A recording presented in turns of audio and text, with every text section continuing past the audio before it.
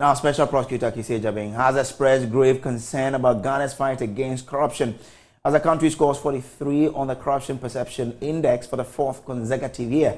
At the 2023 roundtable discussion on the latest Corruption Perception Report, the OSP called for the establishment of the Anti-Corruption Court that will prosecute persons caught engaging in the practice if the country is serious about fighting the menace. Ghana has for the past 4 years scored 43 on the Corruption Perception Index. This year's score means the country placed 70th out of 180 countries ranked. The nation's static rank has led stakeholders to raise concerns about Ghana's efforts in fighting corruption. At a roundtable discussion on the 2023 Corruption Index, Special Prosecutor Kissie Agyabeng proposed the establishment of anti-corruption courts to fast-track the prosecution of corruption cases. If we stifle truth and we place no premium on integrity, we dim the light of justice and we darken the scourge of corruption. That is to say, the absence of truth and integrity are the bedrocks of corruption. May we assure anti-corruption law enforcement institutions the flow of adequate resources. May we assure, in actual practice, the independence of the judiciary. May we assure that judges would adjudicate with boldness without fear of reprisals. May we assure that judges would adjudicate without fear of compromising their promotion and advancement. May we set up a specialized anti-corruption court manned by especially trained judges in the field to swiftly and efficiently deal with corruption cases. Executive Director of Economic and Organized Crime Office, Yoko, Mamiya Tiwa Adodankwa, says Ghanaians should be deliberate in fighting corruption, a step she believes will go a long way to help curb the menace. Story of somebody who requested for help on Momo, and I agreed, a student. And the person, after when I agreed and the person said I should send per the Momo, she called again to say, I'm owing on my Momo, so don't send the money on it. Otherwise, they will take it. But I still did. The point is that this person doesn't know that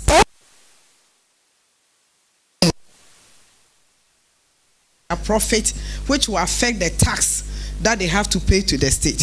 So the little things that we do, if we really know the implication and its impact on everything.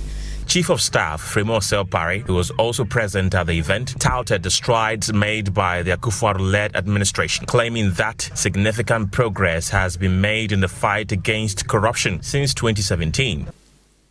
Since the inception of His Excellency President Akufo-Addo's government in 2017, the fight against corruption has seen a tremendous progress through the establishment of systems for deterrence, means of detection, undertaking of smooth investigations, and establishment of a sound vehicle for prosecution and punishment in a fair and just manner. Records show that governments have since 2017 undertaken some of the boldest initiatives since independence to reform the public sector and strengthen the capacity of institutions to tackle corruption. Despite its score of 43, Ghana performed better than 39 other sub-Saharan African countries, including neighbors Burkina Faso and Cote d'Ivoire. Now, Ghana has stagnated in the Corruption Perception Index, scoring 43 out of 100 for the fourth time. It has maintained the score since 2020. The country currently ranks 70th out of the 180 countries ranked in the world. This was captured in a report released by the Transparency International. The CPI 2023 scores ranks 180 countries and territories by their perceived levels of public sector corruption. Let's break it down for you. And I'm joined in studio by our lead data analyst here at Joy News, Isaac Kofi Eje. First of all, what are the key areas that the report captured? Well, so one key area that the report actually focused on is the weakness in Ghana's legal system, which they say has become a fertile ground to breed corruption. But Kojo, I want to ask a very simple question. Your child goes to school, comes back home, and his first examination or core subject that they must do, they scored 43 over 100. That's a complete failure.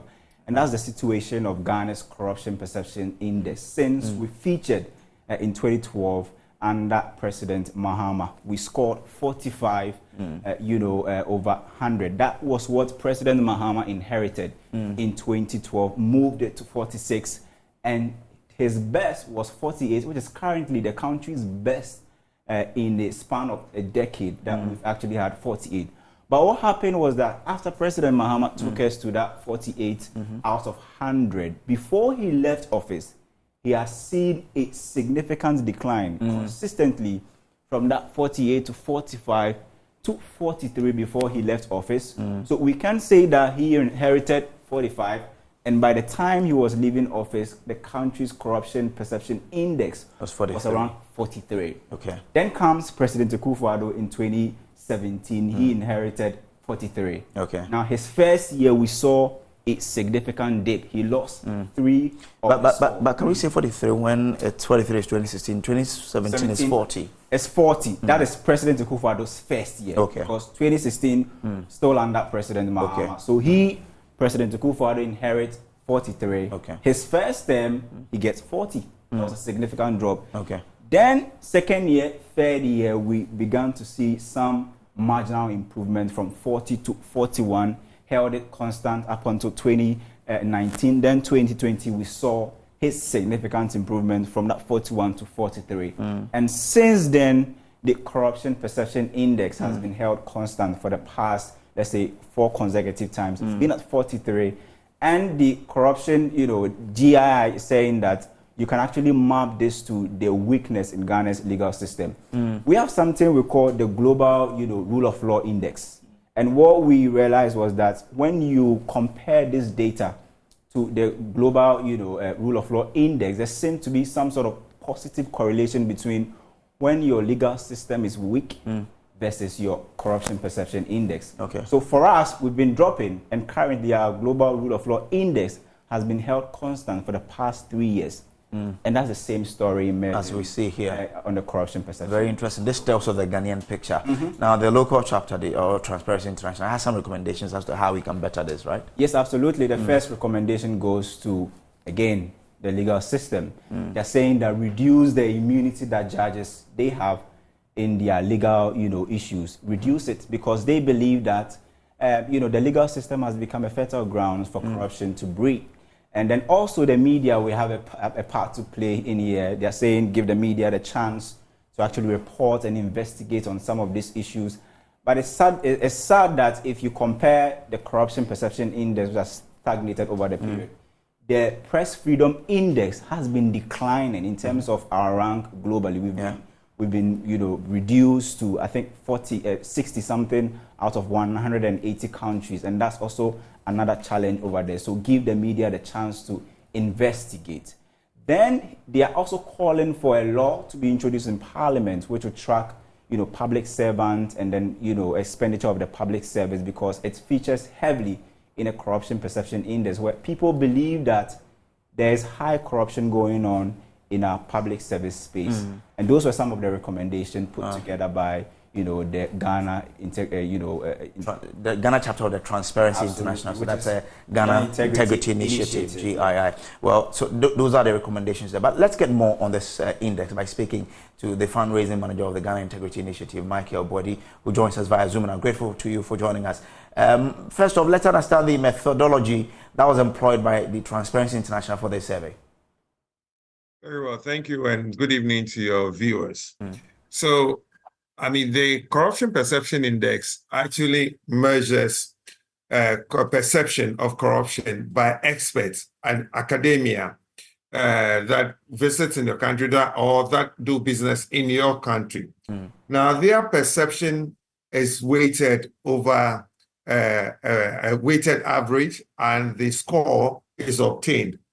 Now, the Corruption Perception Index is said to be a composite index. So it measures it weights perception of a number of various indices. Amongst them, we have the African Development Bank, that measures policy and institutional assessment. We have the Bertelsmann Shifting Sustainable Governance Indicators.